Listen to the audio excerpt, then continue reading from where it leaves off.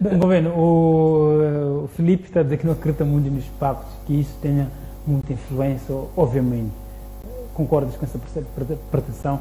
Se de facto eu vir ter consigo, dizer que eu quero ficar rico e você me tratar, depois eu continuar pobre. Bem, é assim. E depois eu seguir todos os procedimentos nas quais que tu podes ver. Sabe, a maior pobreza de um pactuante, sabe qual é? Quando tu vais, um pactuante é dirigido pela ganância, está a perceber? E um ganancioso não analisa as coisas, faz as coisas na cegueira. É por essa razão que eu dei aquele exemplo de eu ir fazer um pacto onde não vou mexer ninguém. Então, aquilo que eu devia ter como produção minha não vai acontecer porque eu vou querer trocar por dinheiro. Depois de um tempo, eu com aquele dinheiro todo, eu vou sentir falta do choro de uma criança. Está a perceber? E na altura em que eu for a começar a sentir o choro, a falta de choro daquela criança, eu vou querer me desfazer daqueles acordos para poder conseguir ter o que? Uma criança. É aí onde eu costumo dizer muitas das vezes que um pactuante, enquanto ele faz os outros sofrerem, ele é a primeira vítima. Mas é uma coisa muito importante. Então, vamos supor que, por exemplo, você faça um pacto com seus filhos. Como é que seus filhos podem ser forma de se desvincular de um pacto que eles não fizeram? Porque eles não fizeram, não estão dentro, não têm influência sobre si. Quem fez foram seus ancestrais. Como é que eles quebram esse pacto? Muito importante essa pergunta. Primeiro temos que saber que um pacto, ele obedece a uma linhagem sanguínea, não é? Hoje em dia, há pessoas que estão a sofrer sobre pactos que foram feitos nos anos 30, 1930, 1940, por aí em diante até hoje.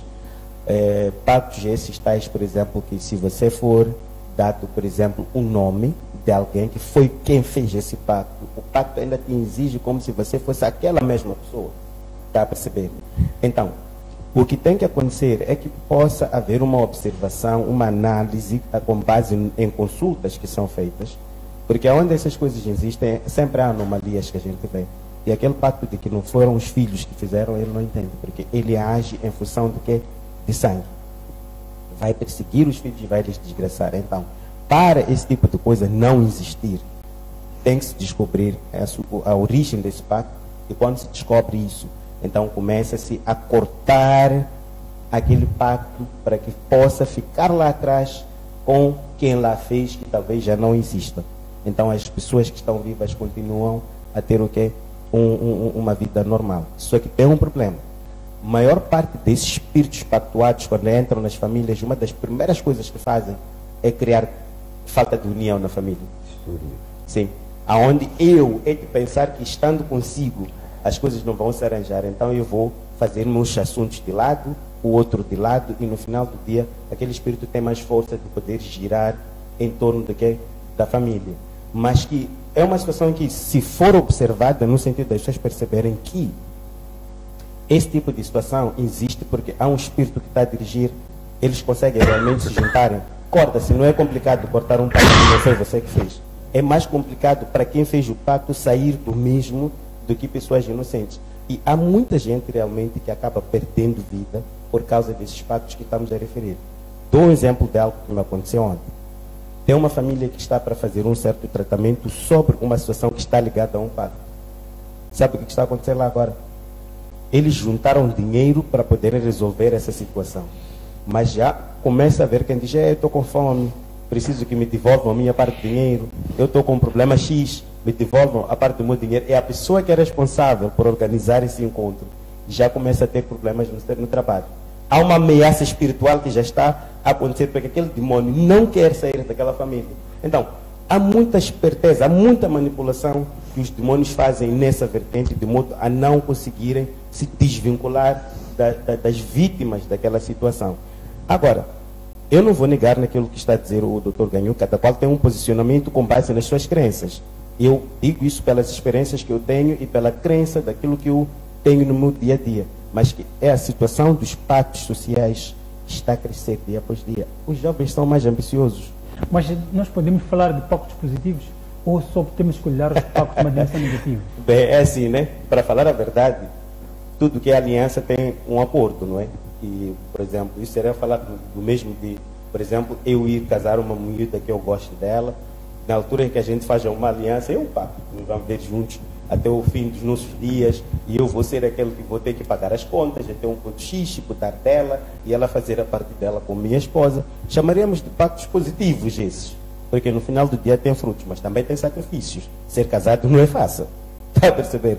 Mas também tem suas vantagens, não é? Então, tem esses tipos de pactos positivos. Agora, falar de outro tipo de coisa, um pacto você pode fazer consigo mesmo, onde você diz, olha, eu vou acordar de manhã, vou trabalhar duro até conseguir aquilo que os outros conseguem em 2 dias, eu posso conseguir em 2 anos.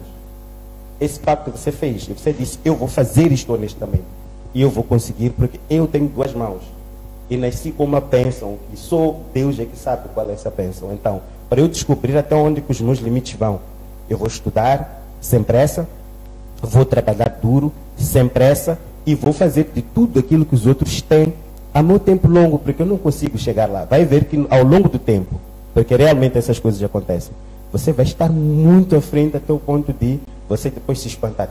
Eu consegui chegar aqui. Esses é que chamamos de pactos positivos. Você pode, porque nós, quando nascemos com um poder espiritual, nascemos com dons que nós carregamos. Então, se você não for uma pessoa que esteja atenta no trem, estar atento em si, você tem como fazer um pacto consigo mesmo, esse pacto vai te surpreender amanhã. É que esse pacto não é nenhum pacto de você ter que se arrepender no dia seguinte, porque você não foi obscurantista para poder ir buscar alguma coisa. Agora, o que é muito perigoso que nós temos agora na nossa sociedade é termos igrejas que usam maus espíritos, pactos para poderem conseguir encherem lá e depois no final do dia ainda o pastor botar a mão em cima de ti como quem está a dizer que está a te abençoar, está a transferir uma força negativa para a sua vida. E quando isso acontece, você vai começar a viver um pacto que não é seu, mas que é uma escravidão daquilo que aquela pessoa fez. Aonde as pessoas que estão fora daquela igreja vão conseguir ver, mas o que as pessoas vão fazer lá? Mas você vai lutar com unhas de galo, não, meu pastor é bom pastor, aquela igreja salva, mas você vai trabalhar 20 anos. O pastor é que vai enriquecer, você vai regredir.